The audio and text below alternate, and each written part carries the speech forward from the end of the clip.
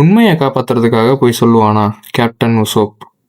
எபிசோடோட ஆரம்பத்தில் ஒரு விடியலோட ஸ்டார்ட் பண்ணுறாங்க. ஸோ பொழுது விரியிற அந்த நேரத்தில் ஒரு வில்லேஜை காமிக்கிறாங்க. அப்படி அந்த வில்லேஜை காமிச்சிட்டு இருக்கும்போது அங்கேருந்து ஒரு பையன் ஓடி வரான். அவன் ஏதோ ஒரு விஷயத்த கத்திக்கிட்டே ஓடி வரான். அப்படி அவன் என்ன கத்திட்டு ஓடி வரான்னா, அபாய செய்தி அபாய செய்தி, எல்லாரும் ஓடுங்க, உங்க வாழ்க்கையை தேடி ஓடுங்க, ஏன்னா பைரட்ஸ் வந்துட்டாங்க, இதுக்கு மேலே நீங்க நிம்மதியா இருக்க முடியாது, எல்லாரும் வீட்டை விட்டு ஓடுங்க ஓடுங்கன்னு அப்படி கத்திட்டு வரான். சீனை கட் பண்ணா நாமி ஜோரோ லூஃபியை காமிக்கிறாங்க. லூஃபி ஆப்பிள் சாப்பிட்டே வந்துட்டு இருக்கான். நாமி லூஃபி ஜோரோவை பார்த்து, நம்ம இந்த நிலைமையோட கிராண்ட் லைனுக்குள்ள போனோம்னா அது சுத்தமா ஒரு முட்டாள்தனமான செயலா இருக்கும்.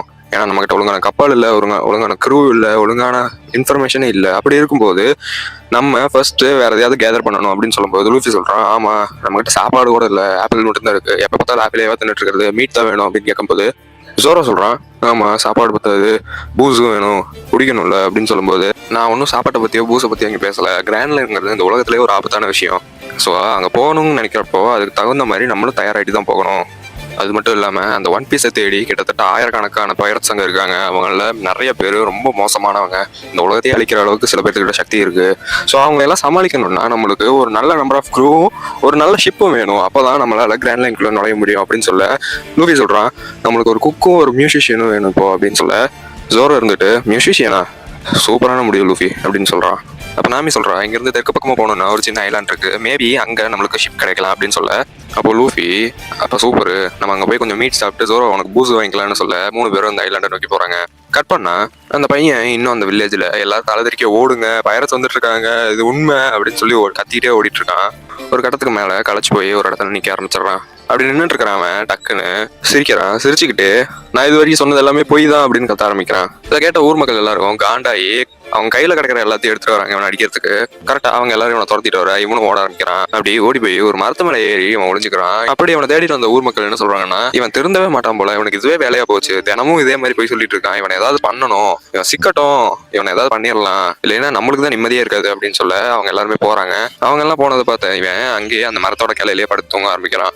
அவன் அப்படி படுத்திருக்கும் போது என்ன நினைக்கிறான்னா, அப்பாடா இன்னைக்கான கடமை முடிஞ்சா, ஒரு விண்ட் ஆஃப் எக்ஸைட்மெண்ட்டை வில்லேஜ் பூரா பரப்பியாச்சு அப்படின்னு சொல்லி அவன் தூங்க ஆரம்பிக்கும் போது 2 குட்டி பசங்க அங்கே வராங்க. அவங்கள பார்த்து அவன், ஓ நீங்க தானே வாங்கடா அப்படின்னு சொல்ல அவங்க 2 பேரும் இவனை பார்த்து, கேப்டன் உசோப் நாங்க வந்துட்டோம், குட் மார்னிங் அப்படின்னு சொல்றாங்க. உசோப் பைரட்ஸான நாங்க உங்களுக்கு சேவை செய்ய வந்துட்டோம் அப்படின்னு சொல்லும்போது உசோப் கேட்கறான், பெப்பர் கேரட்டிங் இருக்கீங்க, ஆனியன் எங்கடா போனா அப்படின்னு கேட்க, அவன் எங்களோட தான் வந்தான், திடீர்னு காணாம போயிட்டான், வந்துட்டு இருப்பான்னு நினைக்கிறேன் அப்படின்னு சொல்ல அவன் அங்க இருந்து கத்திட்டு ஓடி வரான். அவன் அப்படி என்ன கத்திட்டு ஓடி வரான்னா, அபாய செய்தி அபாய செய்தி, ரொம்ப பயங்கரமான செய்தி, பைரட்ஸ் வந்திருக்காங்க அப்படின்னு சொல்லி கத்திட்டே ஓடி வரான். அப்படி ஓடி வந்தவன் இவங்க 3 பேரையும் பார்த்து பைரட்ஸ் வந்திருக்காங்க அப்படின்னு சொல்லும்போது கேப்டன் உசோப் ஒரு பதட்டமாகறான். அப்படி பதட்டமானவன் அந்த பையனை பார்த்து, நிஜமாவே சொல்றீங்களா அப்படின்னு கேட்கும்போது, ஆமா கேப்டன் நிஜமா தான் அவங்க வந்திருக்காங்க, வாங்க போய் அவங்களை அடிச்சு வில்லேஜே காப்பாற்றலாம் அப்படின்னு சொல்லும்போது பயந்து போன உசோப், இது என்னோட ஸ்நாக்ஸ் டைம், நான் போய் ஸ்நாக்ஸ் சாப்பிட்றேன் அப்படின்னு சொல்லிட்டு அங்க இருந்து ஓட பாக்குறேன். அப்போ அந்த 3 பசங்களும் கண்டுபிடிச்சிருவாங்க இவன் பயந்து தான் ஓடுறான்ட்டு. அப்போ அந்த 3 பேரும் நிறுத்தி கேட்கறாங்க, இப்போ ஸ்நாக்ஸ் சாப்பிட்றது முக்கியமா கேப்டன் அப்படின்னு கேட்கும்போது அவன் சொல்றான், இப்போ ஸ்நாக்ஸ் சாப்பிடலைன்னா நான் என்னோட நோயால ஸ்நாக்ஸ் சாப்பிட்றதுனால இறந்து போயிடும் அப்படின்னு சொல்லும்போது, போய் சொல்லாதீங்க கேப்டன், நீங்க ஒரு பைரட் ஆகணும்னு ஆசைப்படுறீங்க, அது எங்க எல்லாத்துக்குமே தெரியும், ஆனா ஒரு பைரட்டே இன்னொரு பைரட்டை பார்த்து பயந்தா நீங்க எப்படி ஒரு நல்ல தைரியமான பைரட்டா வாருவீங்க, உங்களுக்கு கடல்லாம் போய் பைரட்டா கொள்ளையடிக்கணும்னு எந்த ஆசையும் இல்லையா, இப்படி பயந்தாங்கொழியா இருக்கீங்க அப்படின்னு கேட்கும்போது அங்க இருந்து ஆனியன் சொல்றான், நான் சரியா ஞாபகப்படுத்தி பார்த்தேன்னா அந்த 2 படகுல ஒரு படகுல துடுப்புல ஒரு பெயிண்டிங் இருந்துச்சு, அந்த பெயிண்டிங் வச்சு பார்க்கும்போது அது கேப்டன் பகியோட பைரட் ஷிப், பகி தகலவனோட பைரட் ஷிப்னு கேட்ட அடுத்த செகண்டே பயப்பட ஆரம்பிச்சிடறான். பயந்து அங்கிருந்து கிளம்பலாம்னு நினைக்கும் போது அந்த பையன் ஆனியன் சொல்றான், ஆனா பாக்குறதுக்கு அது பைரட் ஷிப் மாதிரி தெரியல, 2 சின்ன படகு மாதிரி தான் தெரிஞ்சது, அதுலயுமே ஒரு 2-3 பேர் தான் வந்திருந்தாங்க அப்படின்னு சொல்லும்போது அதை கேட்ட உசோப்பு தைரியமாயிடுறான். ஏன்னா 2-3 பேருனா இவனே ஏதாவது பண்ணி சமாளிச்சுக்கலான்ட்டு டக்குன்னு திரும்பி, பசங்களா வாங்க ஒரு பைரட் வேட்டைக்கு போகலாம், இது உசோப் பைரட்ஸ்க்கான நேரம் அப்படின்னு சொல்லி அங்கிருந்து கிளம்புறாங்க. இதை கேட்ட அந்த 3 பசங்களும் பயங்கர ஹாப்பியா ஆயிடுறாங்க. எக்ஸைட் ஆனவங்க 3 பேரும் போறாங்க. சீன் கட் பண்ணா இவங்க 3 பேரும் இந்த ஐலாண்டுக்கு வந்து சேர்றாங்க.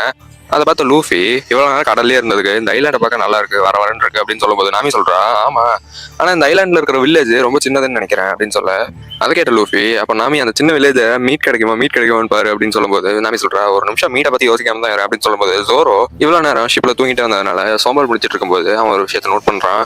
அவனுக்கு அந்த ஐலாண்ட்ல ஏதோ தப்பா தெரியுது. அப்போ உடனே ஜோரோ லூஃபி நாமியை பார்த்து, கேர்ஃபுல்லா இருங்க, இங்க யாரும் இருக்காங்க, என்னால உணர முடியுது அப்படின்னு சொல்றான். லூஃபி எக்ஸைட் ஆகி, யாரு யாரு யார் இங்க இருக்கீங்க அப்படின்னு கத்துறான். அப்ப ஜோரோ கத்துறான், லூஃபி பார்த்து உன் கால் அட்டாக் பண்றாங்கன்னு சொல்ல லூஃபியோட கால் கிட்ட புல்லட்ஸா வந்து படுது.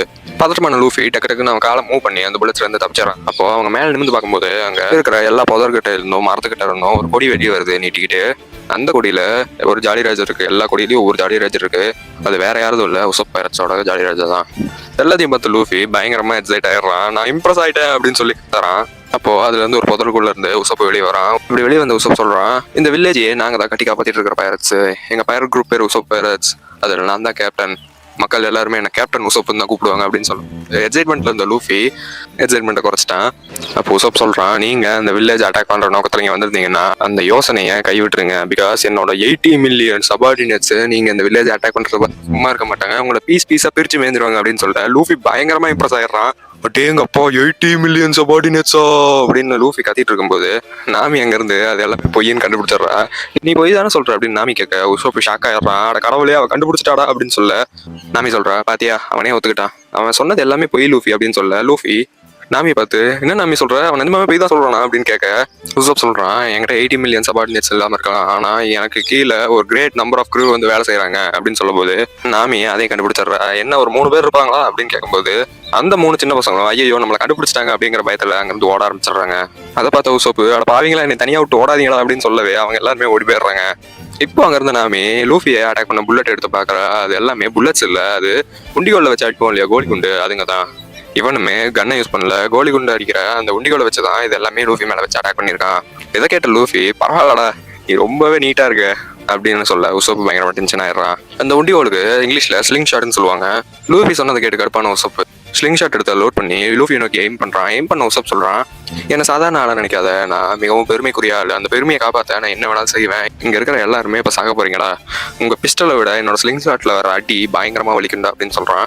அப்போ லூஃபி கீழே குனிஞ்சு ஒரு 2 செகண்ட்ஸ் யோசிக்கிறான். யோசிச்ச லூஃபி சொல்றான், அப்போ உன்னோட பிஸ்டலை நீ வெளியே எடுத்துட்ட, அப்போ உன் வாழ்க்கைய நீ பணையம் வைக்கிறியா அப்படின்னு கேட்கும்போது உசோப்புக்கு ஒண்ணுமே புரியல. ஜோரோ லூஃபியை பார்த்து சிரிக்கிறான். ஐ மீன் சிரிக்கிறதுனா ஒரு சின்ன ஸ்மைல் கொடுக்குறான். அப்போ லூஃபி அதை மறுபடியும் ரிப்பீட் பண்றான், இப்போ உன் பிஸ்டலை என் பக்கம் நீட்டி நிக்கிற, அப்போ உன் வாழ்க்கையை நீ பணைய வைக்கிறன்னு தானே அர்த்தம், ஏன்னா அந்த விஷயம்லாம் வெறும் மக்களை பயன்படுத்துறதுக்காக இல்ல அப்படி லூஃபி பேச முடிய ஜோரோ சொல்றான், நீ இப்போ டீல் பண்ணிட்டு இருக்க நாங்க எல்லாருமே நிஜமான பைரட்ஸ். இப்படி இவங்க 2 பேரும் பேசி முடிக்க உசோப்பு பயங்கரமா பதட்டமாயிடுறான். ஒரு செகண்ட் அந்த ஸ்லிங் ஷாட்டை பிடிச்ச மினிக்கு யோசிக்கிறான், நம்ம ஏதாவது தப்பா பண்ணிட்டோமா, அவசரப்பட்டு மூவ் பண்ணிட்டோமா, இவங்கெல்லாம் நிஜமான பைரட்ஸ்னா அப்போ என்னை கொண்டுருவாங்களா, நம்ம தான் இது வரைக்கும் கடலுக்கே போனது இல்லையே, இப்போ என்ன பண்றது, ஐயோ பயமா இருக்கே அப்படின்னு யோசிக்க ஆரம்பிக்கிறான். அப்போ கீழே குனிஞ்சிட்டு இருந்த லூஃபி மேல அண்ணாந்து உசப்பை பார்க்க ஒரு 5 to 10 செகண்ட்ஸ் கழிச்சு உசப்பு அந்த ஸ்லிங் ஷாட்டை கீழே விட்டுறான். அப்போ உசப்புக்கு கண்ணெல்லாம் கலங்க ஆரம்பிச்சிருச்சு. அப்போ அவன் சொல்றான், நிஜமான பயிற்சால அவங்களோட வார்த்தையிலேயே பயங்காட்ட முடியுது, சமப்பா அப்படின்னு சொல்ல லூஃபியும் சொல்றவங்க பயங்கரமா சிரிக்க ஆரம்பிச்சிடுறாங்க. அப்படி சிரிச்சிட்டு இருக்கிறவங்கள எதுக்கு சிரிக்கிறாங்க அப்படின்னு உசப் பார்த்துட்டு இருக்கும்போது லூஃபி மேல இருந்து சொல்றான், நாங்க அந்த லைன்ஸ் எல்லாமே ஒருத்தர்கிட்ட இருந்து திருடினதுதான். ஷாங்ஸ்ன்னு ஒரு பைரட் இருக்காரு, அவர் தான் என் வாழ்க்கை முழுக்க நான் ரெஸ்பெக்ட் பண்ணிட்டு இருக்கேன், அவர் தான் இந்த லைன்ஸை ஒரு நாள் யூஸ் பண்ணாரு, அதை பார்த்தவொடனே எனக்கு பிடிச்சிருச்சு, அதனால தான் அந்த லைனை நான் இப்போ யூஸ் பண்ணேன் அப்படின்னு சொல்ல அதை கேட்ட உசோப்பு, எது ஷாங்ஸா, ரெட் ஹேர்ட் ஷாங்ஸா, அப்போ உங்களுக்கு ரெட் ஹேர்ட் ஷாங்ஸ் பத்தி தெரியுமா அப்படின்னு கேட்கும்போது லூஃபி சொல்றான், தெரியும், உங்க அப்பா பேரும் யசோப்பு தானே அப்படின்னு கேட்கும்போது யூசோப்பு ஷாக் ஆயிடுறான். ஷாக் ஆனவன் அந்த பாறையில இருந்து வலிக்கு கீழே விழுந்துடுறான். கீழே விழுந்தவன் அவங்க 3 பேரையும் பார்த்து, ஆமா யசோப்பு என்னோட அப்பா தான், ஆனா உங்களுக்கு எப்படி எங்க அப்பாவை பத்தி தெரியும் அப்படின்னு கேட்க சீனை கட் பண்றாங்க. 3 பேரும் ஒரு கடையில் உட்காந்து சாப்பிட்டுட்டு இருக்காங்க.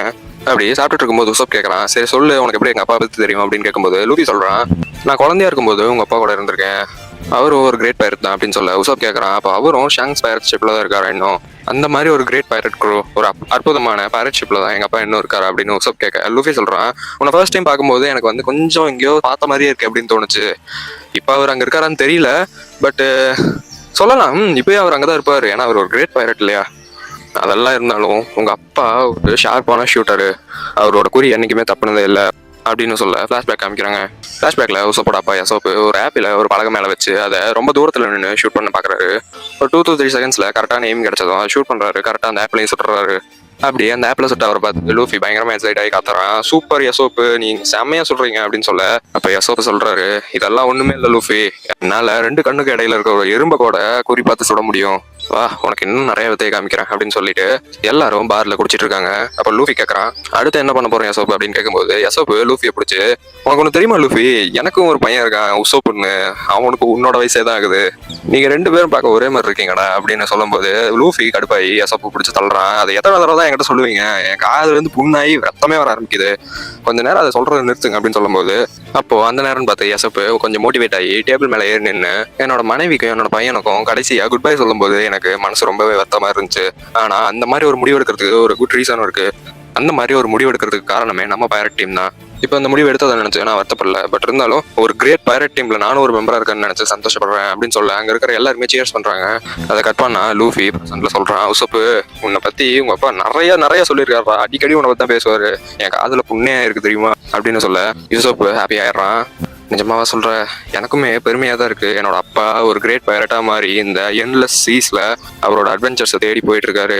நானும் அவர் மாதிரி ஆக போறேன், ஒரு கிரேட் பைரட்டா மாதிரி எனக்கு பெருமை சேர்க்க போறேன், எங்க அப்பாவுக்கும் பெருமை சேர்க்க போறேன் அப்படின்னு சொல்ல நாமி சொல்றா, அப்போ அதை என்ன ஈஸியாக்கிடலாம், உனக்கு இந்த வில்லேஜ்ல யாராவது செயல் பண்றவங்க தெரியுமா, ஐ மீன் அவங்க கிட்ட படகு இல்ல பெரிய கப்பல் ஏதாவது செஞ்சு கொடுக்குற மாதிரி யாராவது இங்க இருக்காங்களா அப்படின்னு கேட்கும்போது, நீயே பாக்குற இல்ல நாமி, இது ரொம்ப சின்ன வில்லேஜ், நீங்க தேடி வந்த ஆளுங்க இல்ல, பட் இருந்தாலும் உங்களுக்கு அத்தியாவசிய தேவைகளுக்கு என்ன வேணுமோ அதெல்லாம் கிடைக்கும் அப்படின்னு உசப் பேசிட்டு இருக்கும்போது ஜோரோ சொல்றான், அந்த மலைக்கு மேல ஏதோ ஒரு பெரிய மாளிகை இருக்கிற மாதிரி இருக்கு அப்படின்னு சொல்லும்போது அதை கேட்ட நாமி, அப்ப சூப்பரா போச்சு உசப்பு, அவங்க யாருன்னு உங்களுக்கு தெரியுமா, ப்ளீஸ் அவங்களை தெரிஞ்சுன்னா எங்களுக்காக கொஞ்சம் ஹெல்ப் பண்றீங்களா, அவங்க கிட்ட கேட்டு ஒரு போட் மட்டும் செஞ்சு தர சொல்றீங்களா, நாங்க வேணா காசு கூட கொடுத்துறோம் அப்படின்னு சொல்லும்போது உசப்பு கடுப்பாயி, நீங்க எல்லாம் யாரும் அங்க போக கூடாது, கடவுளே எனக்கு இப்பதான் ஒரு விஷயம் ஞாபகம் வந்துச்சு, நான் ஒரு இடத்துக்கு போகணுமே, சரி எப்படி நீங்க யாருமே இன்னும் சாப்பிட்டு முடிக்கல, நீங்க எல்லாம் வயிறு நம்ம இன்னும் சாப்பிடுங்க, இங்க எனக்கு நிறைய இன்ஃபுளுன்ஸ் இருக்கு, சோ நான் போய் அதுக்குள்ள அந்த வேலையை முடிச்சுட்டு வந்துடுறேன் அப்படின்னு உசப்பு ஓடுறான். அதை பார்த்த லூஃபியும் நாமியும், இவன் எங்க போறான் இவ்வளவு வேகமா அப்படின்னு கேட்கும்போது சீனை கட் பண்றாங்க.